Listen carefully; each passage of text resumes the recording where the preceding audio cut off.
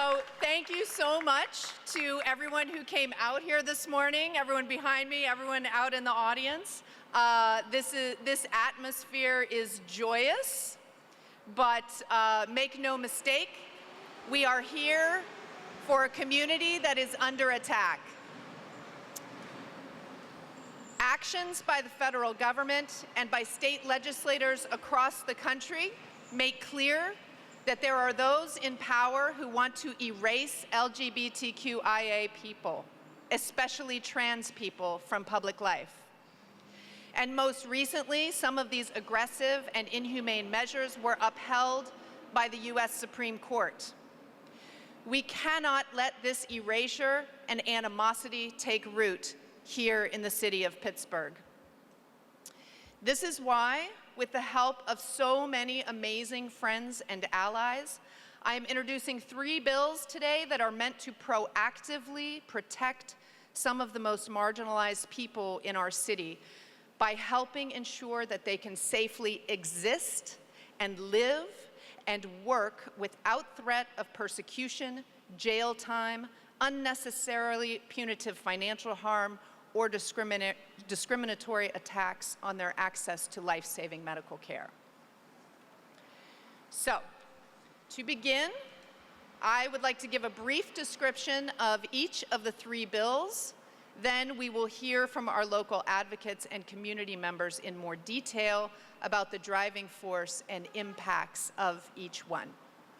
So, the first bill, protecting LGBTQIA+ residents from criminalization. This bill seeks to proactively deprioritize the enforcement of any potential laws handed down by higher bodies of government that could criminalize activities based on a resident's identity. In other words, if no one is coming to arrest me for doing something as a cisgender woman, then no one should be coming to arrest me for doing it as a trans person. The second bill, supporting safer sex work.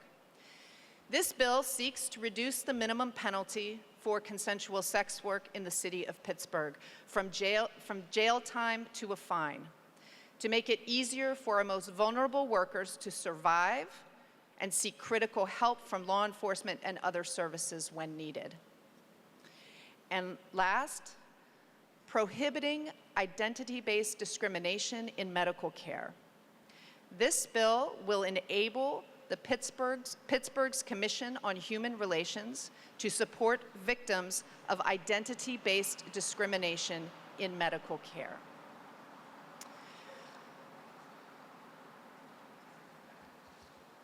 One second. So, as elected officials, working to draft good legislation, we cannot work in a vacuum. Before we move on to the speakers today, I would like to thank everyone for their hard work on creating these bills. Attorneys and LGBTQIA advocates Nikki Ripley and Casey Hemphill, Vic Kostick, who is in my district and came to me during my office hours with a fabulous idea. Teresa Nightingale and others from the Pittsburgh Coalition for Safer Sex Work.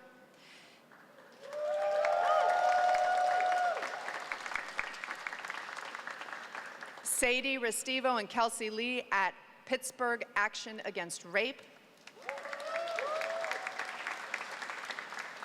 Rachel Shepard and Christopher Solt from the Pittsburgh Commission on Human Relations.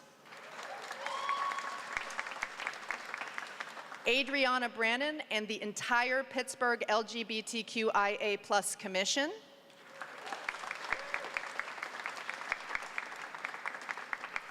Dina Stanley from Trans Uniting, who will be here shortly, who is coming from Harrisburg, where she is advocating every day. And finally, my Chief of Staff, Laura Byko. We would not be here at all if it were not for Laura Byko. So, thank you, Laura. Also, I'd like to thank my co-sponsors on Pittsburgh City Council, Councilwoman Deborah Gross, Councilman Kahari Mosley, Council President Robert Daniel Lavelle, and Councilwoman Erica Strasburger, who also today is introducing a will of council encouraging Governor Shapiro to confirm his support to protecting providers for LGBTQIA inclusive care and to making that care affordable through Medicaid, Medicare, and CHIP.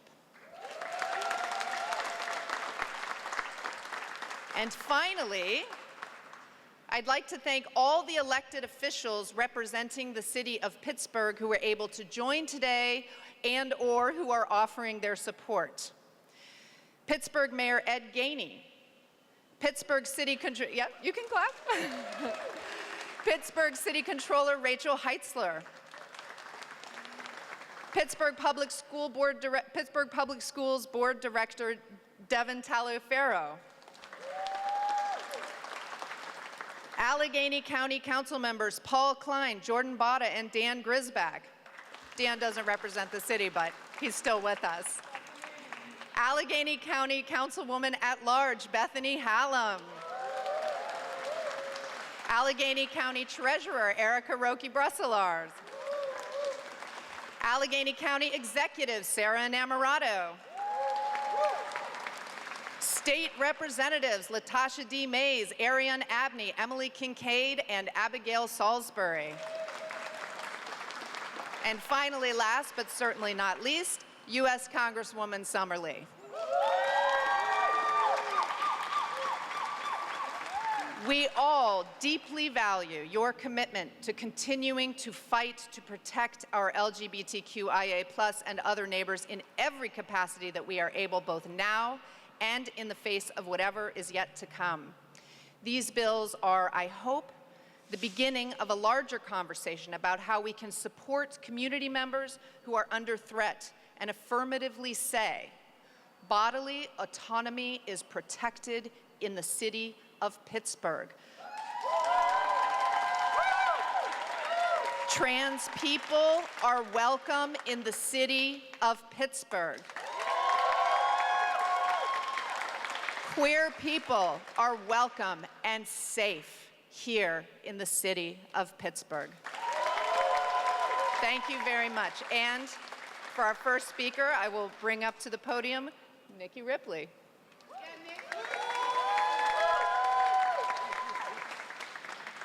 Okay. Hello. That's going to be too short.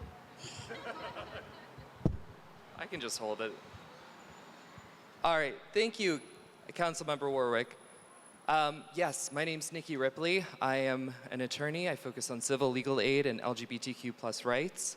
As the council member noted, I am a member of a group of community advocates who came together to propose this ordinance in response to a concerted effort across the country to criminalize LGBTQ+ people. From attacks on transgender athletes, queer families, and expressions of pride, to proposals to outlaw the use of chosen names and pronouns. These efforts target people based on who they are, and they make all of us less safe. The language in this ordinance is based on legislation that is used to decriminalize based on HIV status,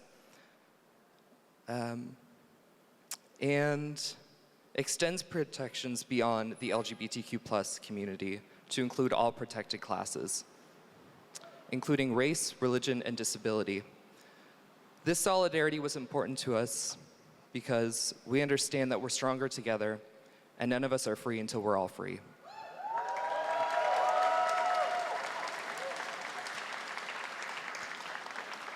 To be clear, we should not live in a world where we need this ordinance. But given the ongoing efforts to erode our civil rights and the rule of law, it is essential that the city of Pittsburgh guarantee its citizen sanctuary from the unconstitutional attacks on our rights to love who we love and be our authentic selves. Today, we are asking the city council to be good neighbors because we keep us safe. Thank you.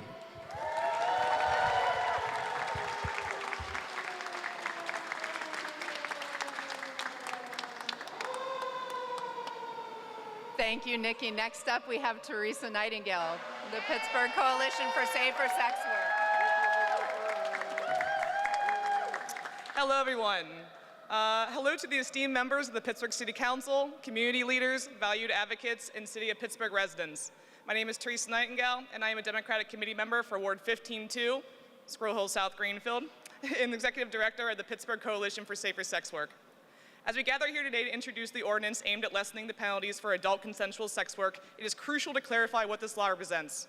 This ordinance serves as a carefully crafted tool that law enforcement may utilize to protect citizens and foster community trust, resulting in better outcomes for our wonderful city and those who live there. This is why over 15+ organizations, such as the Pittsburgh Action Against Rape, Trans Uniting, National Lawyers Guild, Prevention Point, Swoon, and the Mayor's LGBTQIA Commission and more, as well as 300+ petition signers, have stepped up to support our work. By lessening these penalties from a misdemeanor charge and large fine and reducing it to a summary offense with a lower fine, or instead community service, we empower law enforcement to focus on protecting people rather than punishing them, and it allows workers to not only have not have their lives severely impacted by criminal charges, which can result in issues with custody, finding housing, obtaining different types of employment, and more. This approach ensures that everyone can feel safe coming forward to report crimes and seek help without fear of judgment or arrest. This will free up police time and resources to concentrate on addressing real crime, such as trafficking. It is essential to emphasize, though, that trafficking is not consensual sex work, and our focus is on creating a safe environment for adults who choose to engage in consensual exchanges. By supporting the rights and the safety of sex workers, we can foster a more effective anti-trafficking strategy that recognizes the complexities of the issue and empowers people to seek help and protection without fear of criminalization. And this is important because, as we analyzed the arrest data for sex work in our city, it became very evident quickly that Black and Brown and LGBTQ communities have been disproportionately impacted. Nothing's in a vacuum. This underscores a troubling pattern of unequal policing that requires our careful and intentional attention. Together, let's take on this important step towards building a more equitable Pittsburgh, one where every individual, regardless of their identity or profession, is treated with the respect and dignity they deserve. I urge our City Council members and each one of you to support this ordinance as we work towards creating a safer, more inclusive city for all. Please reach out to your individual council person to express your support, and if you need any assistance, we're happy to help. Thank you and stay hydrated.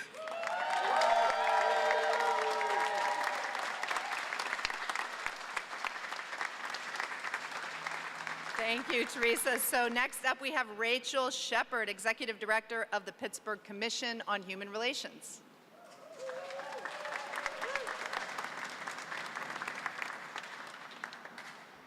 Good morning. Thank you all so much for being here. Thank you to Councilmember Warwick for bringing this together today, and for Laura for putting all the effort in on the back end. And thank you to you all just to be here and to be out here supporting us today. As she said, my name is Rachel Shepard. I use she, her pronouns, and I am serving as the Executive Director of the Pittsburgh Commission on Human Relations. For anyone who's unfamiliar or hasn't run into me to hear me talk about it, it's the 70-year-old civil rights agency for the city of Pittsburgh. We enforce all of the anti-discrimination provisions of the city code, the federal laws that overlap, and we are, as an agency, charged with enforcing anti-discrimination laws in a home rule city, privileged to be able to add protections as the need arises. And it's clear, Pittsburgh does not wait for justice, it advances it. This is why we have local protections for survivors of domestic violence, sexual orientation, citizenship and immigration status, and more.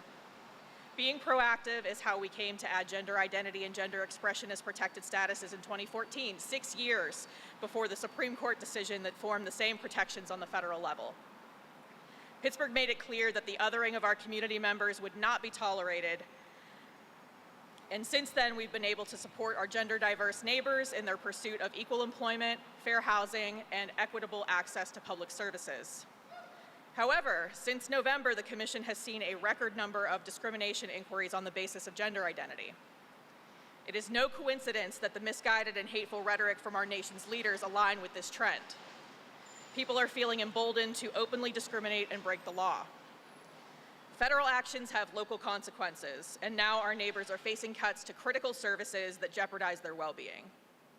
Today, with the support of City Council and local advocates, we are making it abundantly clear: It is discriminatory in the city of Pittsburgh to deny medical services to someone based on real or perceived gender identity or gender expression.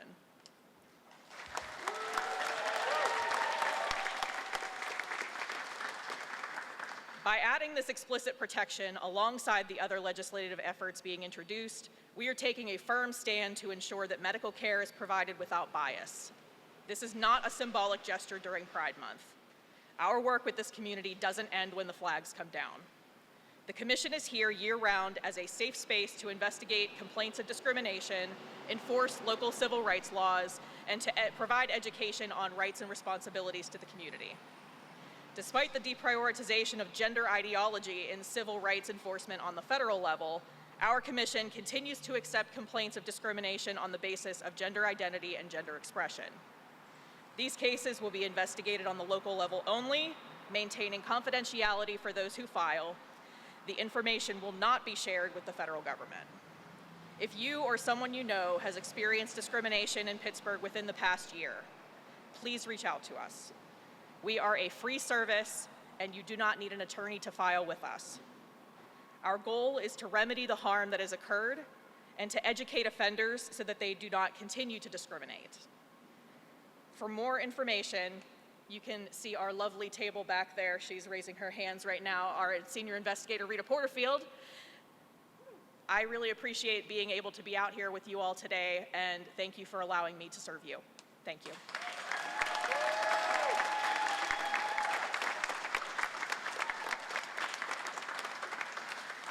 Thank you, Rachel. And last but certainly not least, we have the amazing Dina Stanley, Executive Director of Trans Uniting Pittsburgh.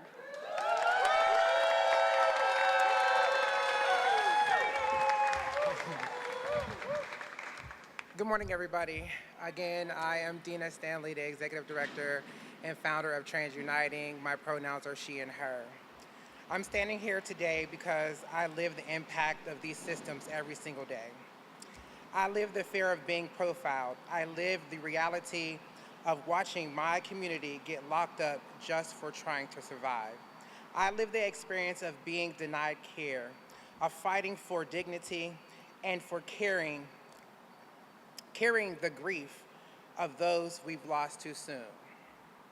As a Black trans woman in Pittsburgh, I don't get to be able to separate myself from these issues.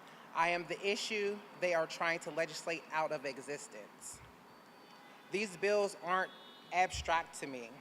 They are personal, they are urgent, and they are necessary. I've been working closely with Councilman Barbara and all of the folks who spoke today and a lot of the community members on the ground doing the work every single day to shape the language, to push this forward and to make it better here in the city of Pittsburgh. But it's going to take more than that. It's going to take all of you. It's going to take your neighbors. It's going to take your family members. It's going to take state representatives. It's going to take Congress. Because yes, we are doing something here, but outside of Pittsburgh, what is happening to other folks, it's completely unacceptable. Folks are dying. Children are going to die because they can't access health care.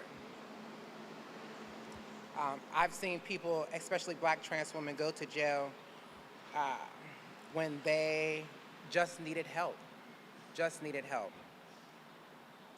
I've seen people turned away from medical care because of their identity. Right now, trans youth are being denied access to health care just because of their identity. We're not imagining this, we're living it. This legislation won't end the harm, but it will significantly reduce the harm. It's a start towards making Pittsburgh safer for TLGBTQIA people, but let's be clear, we still have a long road ahead, a long road. This is just the beginning of the work. It will take much more. It will take community again, and I'm gonna continue to say that because we have the power, because the power is in the people. Yes.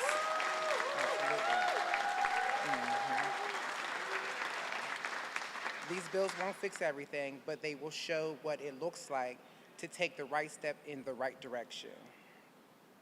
And I'm going to keep showing up until my community is safe. I'm going to keep showing up until we are free, until everyone can live in a world where they can just exist without the possibility of dying just to be. Thank you.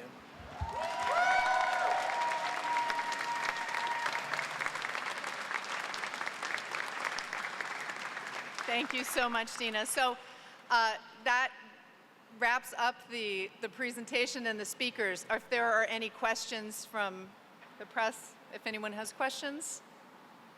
No questions? Oh.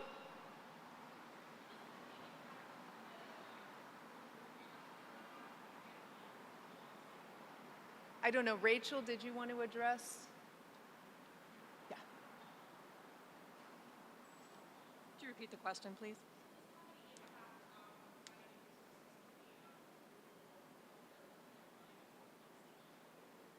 So our protections also cover minors.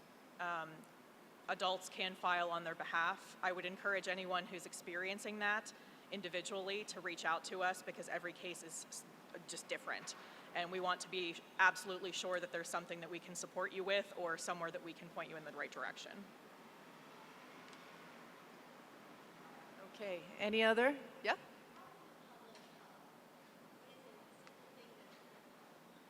The public can send an email to their council person and ask them to vote yes on all three bills. You can email, you can call, you can do public testimony, whatever you want. There are many, many ways to reach your council person, so that is what you can do. Anyone else? No? Okay, great. We do have some donuts if everyone, I think there's some left, yeah? Oh yeah, of course. I do want to say one thing. This Sunday, June 29th, over at the UPMC building, we will be holding a rally. June 30th, they will be officially stopping all care for trans youth. So I do hope to see all the community show up for these kids because they don't deserve what is happening to them. So that is June 29th at 3 p.m. UPMC building right down the street.